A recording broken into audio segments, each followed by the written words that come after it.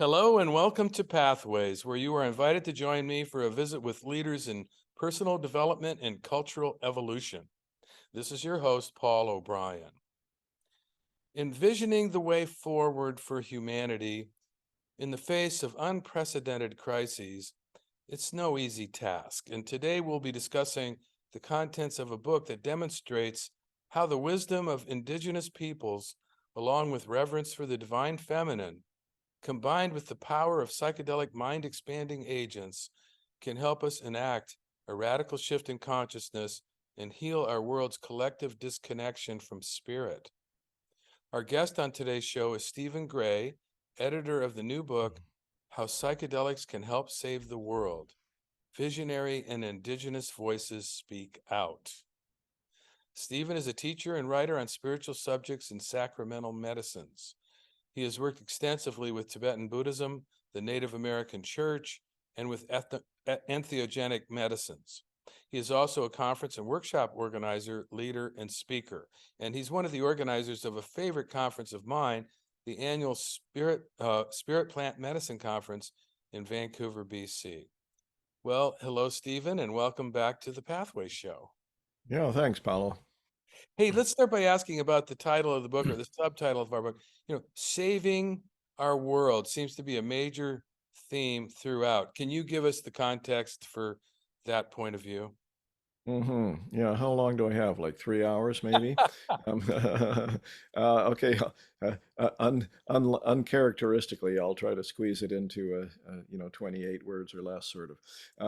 In any case, okay, the shortest answer I can give to that actually does it justice in my mind is that as Chris Bache, who has chapter number 1 for a particular reason in the book, because he creates or he looks at the big picture of things, points out, the collective karma of the species has reached a point that we've been coming to for perhaps thousands of years, if not tens of thousands of years, for whatever number of reasons, changing climate, just the buildup of 8 billion people on the planet, et cetera, et cetera, et cetera, and that spiritual disconnection that you spoke of in the introduction, which I quite enjoyed, by the way.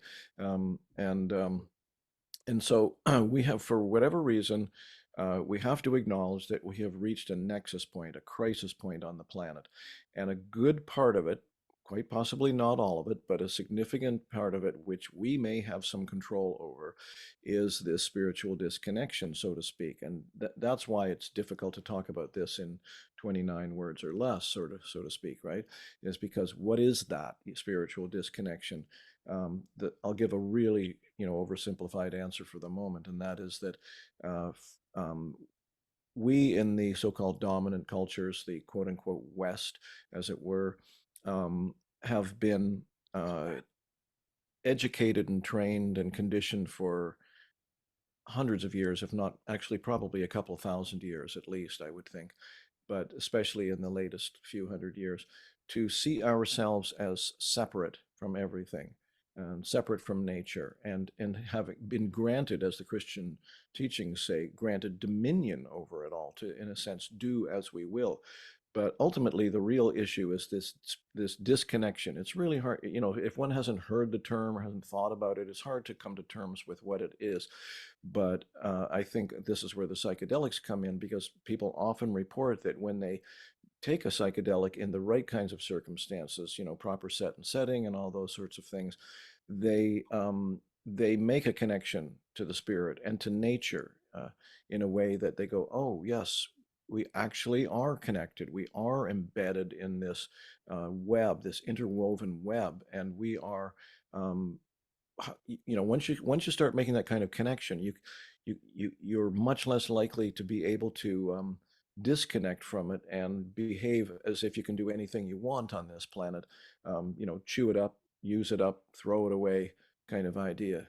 So that's the consciousness transformation that I think is necessary on the planet. Yeah, I've heard the counter argument, well, you don't need drugs to do that, and there's this word drugs, very big word, that encompasses so many different things. But, you can meditate in a cave like the Tibetan monks for, 30 years, and there is natural ways to get there. But this book discusses what it calls the psychedelic renaissance. And it occurs to me we need some strong medicine because we're so disconnected from Hmm. nature and we're so abusive of nature. And I love the way the book says currently we are at the intersection between ancient wisdoms and the psychedelic renaissance. Hmm. That's beautiful. And can you speak to this term psychedelic renaissance? Sure. If I may speak to a couple things you addressed at the beginning of your comment as well. First of all, drugs, or actually two things. First of all, I agree on one level. You do not necessarily need psychedelics to go, to achieve, if you will, the awakened state. It's just that if you do use them properly, so to speak, and that's a big topic in itself, of course, they show you things that most people had not encountered before, and they're real. Indigenous people often say these realms that you enter into are more real than what we call reality, because our reality is what the great Aldous Huxley once called a reducing valve. We've reduced our consciousness down to a trickle of its potential, and the psychedelics open up the tap again potentially. So that, and then I just want to comment on the use of the word drugs, because, for those people that, think of these substances as artificial enlightenment, if you will, I don't think so. It's again because of the way that we have closed down and limited our consciousness, that they kind of break open like an icebreaker in that sense, right? So drug, just briefly, I like Terence McKenna's definition of a drug, more or less quoting him, and that is, he calls a drug anything that promotes habitual unexamined behavior. And Ah, psychedelics do not promote habitual unexamined behavior. When in stronger doses, especially, and again, when used properly, they pull us out of habitual patterns and behavior and unexamined behavior. So I don't think of them as drugs. I think of them as reality allies, you might say, or reality medicines. I think everybody should take or at least try psychedelics. I've done a Hmm. ton of them. I grew up in the 60s and 70s and I probably took LSD 75 times. And when I tell people that, Hmm. it blows their mind. But then I think about what the book says about the possible overuse of psychedelics, and Hmm. it occurs to me that you can take these things a lot, and it does open the doors of perception, and you see a much broader point of view, Hmm. but it doesn't really fundamentally um, change you. There's still, what's your commentary on that? How often would it be optimal for people to take psychedelics, and what should they expect? Well, that's a great question, and it actually, has a few threads that could be followed up on. So I'm going to reference Jamie Wheel on this one, who's one of the contributors and has also spoken twice at our conference, and the guy is brilliant. Um, he offered a kind of a template. He said, this isn't science, it's just an idea. He said, how about this? How about there's 10% of the people at one end of the continuum from 0 to 100 of the demographic, so to speak, who should never take psychedelics for several reasons. They're too fragile, they're already too sensitive. In Jamie's configuration, about 80% of the people in the middle might only be wise to take psychedelics 3 or 4 times in their lives at seminal moments, graduating from high school, getting married, the birth of the first child, the funeral of your beloved father or something like that. So it's questionable in that regard how often most people should take them, I would say. And then there's the issue of, um, uh, as you pointed out, Paolo, it's one thing to go there and have these what you might call visits and insights and inspirations, like the novelist Tom Robbins said he takes LSD, this is years ago, about once a year for a reality check. And then there's Aldous Huxley's comment that once you, or Alan Watts actually, that when you get the message, hang up the phone. That I don't completely buy that one, because as another writer, Benny Shannon, said in his book Antipodes of the Mind, it's like a course at university. You get an insight, you put it into practice in your life. If you do that, the next time you come back, this is with ayahuasca, next time you come back to ayahuasca, it recognizes that. It's actually, and that's a huge thing that we can't really cover today, I don't think, but pretty much all the indigenous people say there's a spirit behind these medicines. As Kat Harrison points out in my cannabis book, all indigenous people say there's a mother that's like the overseer of all these plants. And a lot of indigenous people say you need to connect with that spirit if you're really going to fully benefit from the medicine. And so the spirit gives you a hand with understanding what you need to understand. Right.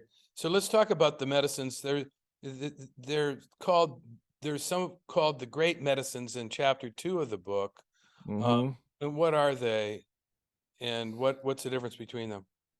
Well, I put that chapter together and wrote some of the little sections and got a couple, I think 3 of the contributors to contribute to those as well. And as I say in the little opening paragraph there, this is not an exhaustive list of anything you might call the great medicines.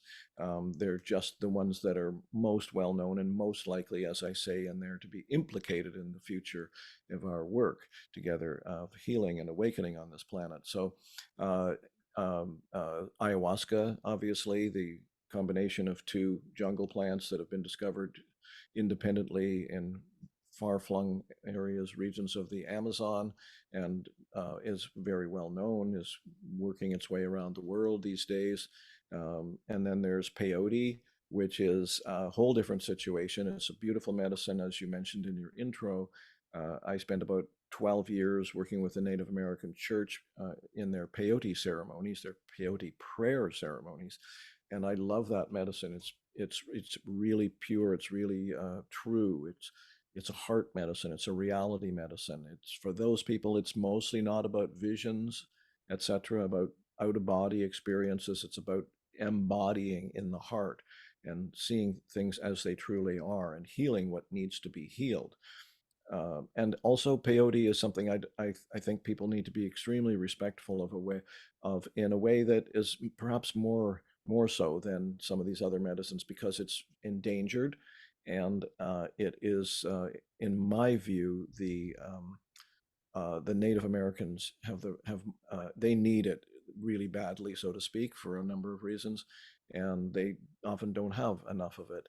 It needs to be protected, and the ways that it's used need to be protected in an unusual kind of a way, or you might even say unique way. So, and then there's, of course, the psilocybin mushrooms, which are, as most people know, getting more and more attention these days. They're starting to be used in therapy more and more with some incredibly promising results. People could check out the work that Johns Hopkins University has done with healthy volunteers that have or have not had psychedelics before, and end of life terminal patients, cancer patients, and stunning results with that, like people having mystical experiences and changing their whole attitude about their impending doom altogether. And then there's, of course, the what we might even call the granddaddy in the white Western world, so to speak, LSD, which is actually a Johnny come lately in the pantheon of plant medicines, but was first synthesized, I think, in 1938 by the Swiss chemist Albert Hofmann. And Hoffman kind of makes it clear that there was something really uncanny about it, as if a spirit, even though LSD doesn't seem to really have a spirit in the same way as these natural, completely just natural plant medicines do. It was really uncanny the way it came to him. That's a story that Right. really It's a needs to be, great story. Yeah. yeah, told elsewhere. And but it has, you again, when used properly, immense potential as well. Very powerful, longer lasting. So Then how would a there's person how would oh, a person know which psychedelic to try if they were interested? I mean, the book by Michael Pollan is really an mm-hmm, interesting primer for people. But what would mm-hmm, your advice be if somebody was thinking, well, I'm willing to try mm-hmm, this. I'm a relatively stable person. mm-hmm. Which one would you recommend to somebody who hasn't done anything more than smoke pot? Yeah, well, that's a good question. I don't think there's actually one answer for it, Paulo. Right, right. Um, I think what's most important, well, first of all, you said relatively stable. Uh, you have to be, I think, willing to be changed, for one thing. There has to be some degree of openness, curiosity, need for healing, etc., that you are willing to see things that you haven't yet considered, or that don't fit into your existing, pantheon of belief systems, etc. If Mhm. you're, there are people that would not be able to. They may seem, mentally stable, but they wouldn't be able to open to these substances. Right, right. I can think Hmm. of a few politicians offhand, For whose sure. names I'll keep out of it, that probably just would have a bad experience and just write it off, But Well, I'd say if a uh, person is not willing to let go of being in control all the time and having yeah, their yeah, ego run the show, they're probably going to have a hard time with that's a why I picked on politicians. Yeah. yeah, right. Uh, so as one subgroup in the culture that might have problems that way sometimes. In any case, I think the most important issue is the um, beyond the actual specific medicine is the setting, the environment that you take it in, and who's guiding it, whether it be a sitter, a guide, a therapist, which are all actually different things, or a ceremonial leader, to find through word of mouth or however you can do it by coming to a conference like ours, for example, For sure. where it's great for making connections and asking people like, who have you done medicine with and do you recommend that person? Uh, so finding the right kind of safe and effective place is essential. So beyond that, you want to ask a question? Go ahead. Yeah, yeah. You were talking about setting and the conference, and there was I went to the conference a couple of years ago, and I've went to it twice, 2 years in a row, and I loved it. And there was some talk about sitters, and there were people who actually hired themselves out as psychedelic Hmm. sitters. And I was thinking, wow, man, back in the day of the hippies in San Francisco, where I grew up, we were taking LSD all the time or often, and we never had, I mean, set and setting was always kind of important, but not maybe important enough for us. But how Hmm. important do you think it is for people these days to have a sitter, that somebody that's there with them, providing a safe space? Well, yeah, that's a complicated one too, Paolo. And you're right. I mean, many people have taken LSD over the last 50 years or so, and in our day, and back in the day, as it were. And psilocybin mushrooms is quite commonly people take them on their own or with a couple of friends or whatever. uh, I'm concerned about the whatever might be 10% or so of the people who are going to be faced with ego dissolution and don't know what's happening and become terrified by it, and then do something really dangerous or stupid because of it. Uh, that sometimes results in 911 calls, for example. So that's a concern, and so I think everybody needs to know what these substances can actually do, especially in stronger doses, which is they can indeed completely dissolve this sense of identity that we had formed in our minds. It exists only in thought in that sense, right? Right, right. So I won't go into it in detail, but I remember, for example, I wished I'd known this back when I was 19, because I remember one of my friends telling me, I wasn't there that night, but one of them had taken a pretty strong dose of acid, and he freaked out and said, "I'm dying." Well, there was nothing wrong with him. It was his ego that was dying. So instead of that being an incredible potential learning experience for him, they just tried to assure him, yes, your name is Scott and you're okay, and you'll get through this and so on. And so it's like he survived the peak and then came back into some place where he knew he was himself again. But what a proper sitter or guide or therapist or ceremonial leader would do in that kind of situation is say, don't buy into any story about this. You're not dying. You're having what you might call an ego death experience. It'll change if you stay present with it. Just keep breathing. Yeah. Just breathe and go with. This is what they told people going into the Johns Hopkins things: is if you get scared, it's your own fear that's coming up to try to stop you from going deeper. So don't buy the story. Just keep breathing and let go and trust. Trust with a capital T, to me, is like central to the whole spiritual awakening journey. Right, right, right. In the book, you have several indigenous contributors, and why was it important to include indigenous voices in this compendium? Yeah, good question. Well, from my point of view, and from my experience and from my reading, et cetera, and obviously the connection to the Native American church. And I've done ayahuasca in Peru, for example, with indigenous ceremonial leaders, and with the Santo Daime syncretic religion here, which is sort of a mix of indigenous and sort of Christian influences. Uh, my research, if you will, in various ways, indicates that there are, even though most of those cultures have been largely destroyed, those ancient cultures, there are threads of earth-connected wisdom that still exist in some of those cultures, and some people are still carrying those threads of wisdom, and they have to do with our embedded relationship to land and spirit that I talked about earlier Right, briefly. right. They know something about that oftentimes, and they have some things to share with us. I thought They know how to, those were some of the yeah. best chapters. I really enjoyed the chapters, or there's like 25 essays in this book, and the ones that Mhm. were written by indigenous people were just fascinating, to me. I would I don't want to pick, like a favorite child, and denigrate the others, but definitely one of my favorite chapters in the book is by Tyson Yunkaporta, which is an Australian Aboriginal academic, woodcarver, etc. And he just has an amazing worldview that comes directly from the Aboriginal people of Australia that he's has been deeply embedded with. He is Aboriginal, but spent a lot of time learning from the elders and so on. And one thing I'll just say really briefly, I really recommend people make sure they get to that chapter in the book, because it's sort of in the later third, Right. because he cautions about this overuse of psychedelics that you mentioned. He says that if you don't get the message more or less right away, you probably didn't do it right. He said, before you go charging off into the cosmos, you need to understand the land beneath your feet and the community that you're involved in.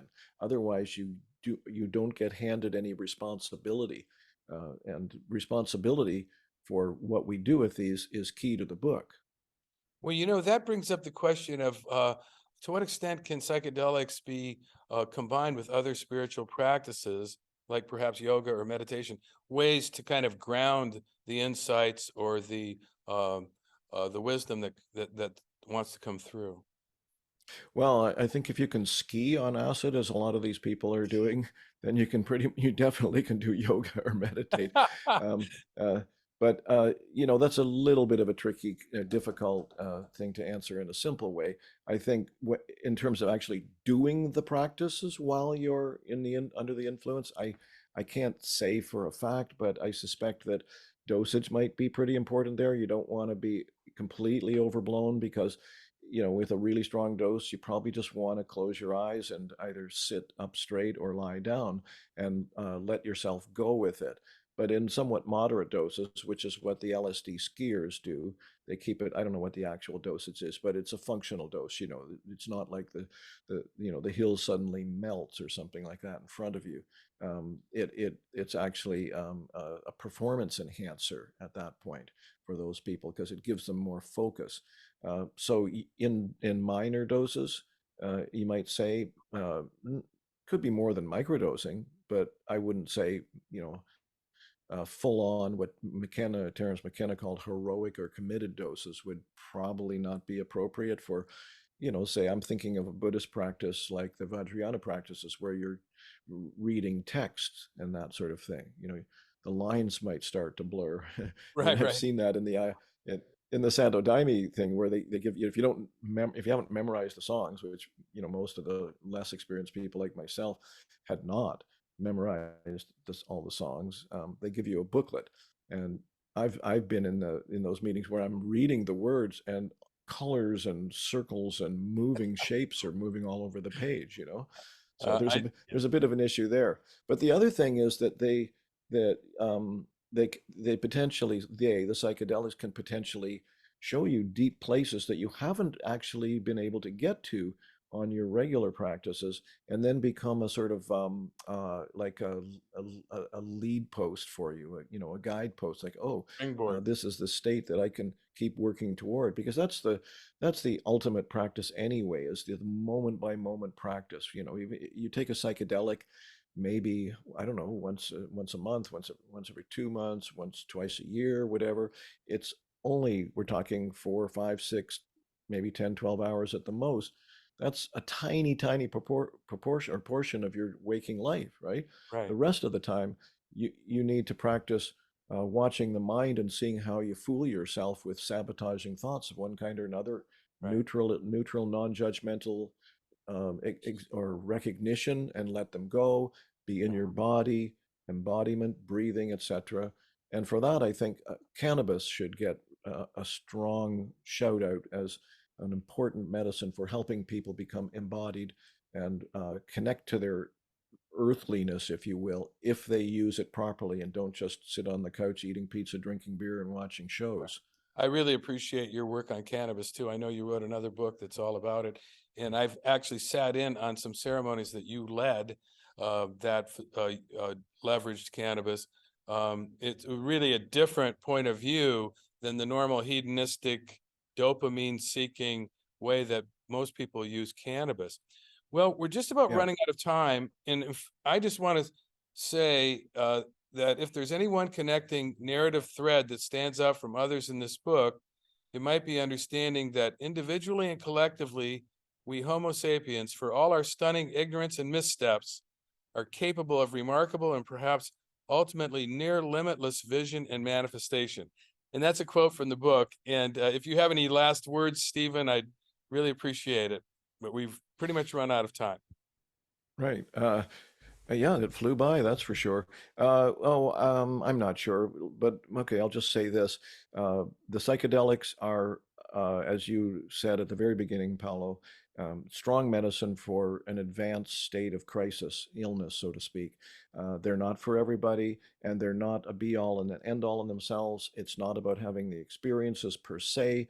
It's about waking up enough to be part of this healing process, the work that needs to be done. We all need, anyone who can essentially needs to roll up their sleeves and participate in whatever way is natural and available to them for the generations to come. Not for right now necessarily, because we are probably heading into what Chris Bache in the book calls a death and rebirth process. And another way of describing it is that we are in the birth canal now, and that's a difficult place to be as a metaphor and in reality, of course. But if we are able to do this as a collective, as it were, if enough of us are able to wake up to our true nature, then there is a chance, perhaps a good chance, that we will give birth to what Chris Bache calls the future human, and Dwayne Elgin, another contributor to the book, calls a mature planetary civilization. Beautiful. Well, thank you, Stephen. There's so much more we could explore, but we have run out of time. But let's be sure to tell our listeners about your website, which is www.stephengrayvision.com.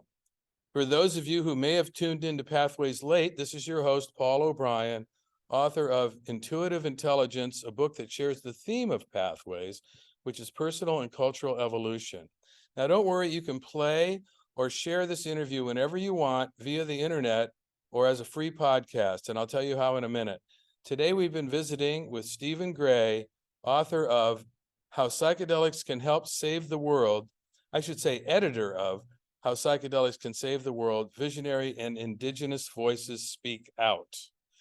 I want to say thank you to all of our listeners for tuning into Pathways, which is broadcast and streamed on the internet at www.kboo.fm, produced every Sunday morning by Donald Altman or myself at 8:30 USA Pacific Time.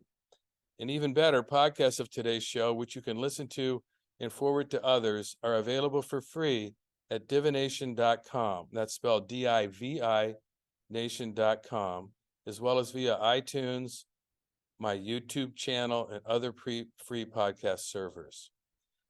This is Paul O'Brien, reminding you to tell your friends about Pathways Radio and podcasts. And thanks again to Stephen Gray and to all of you listeners for tuning in and being a part of the Pathways conversation.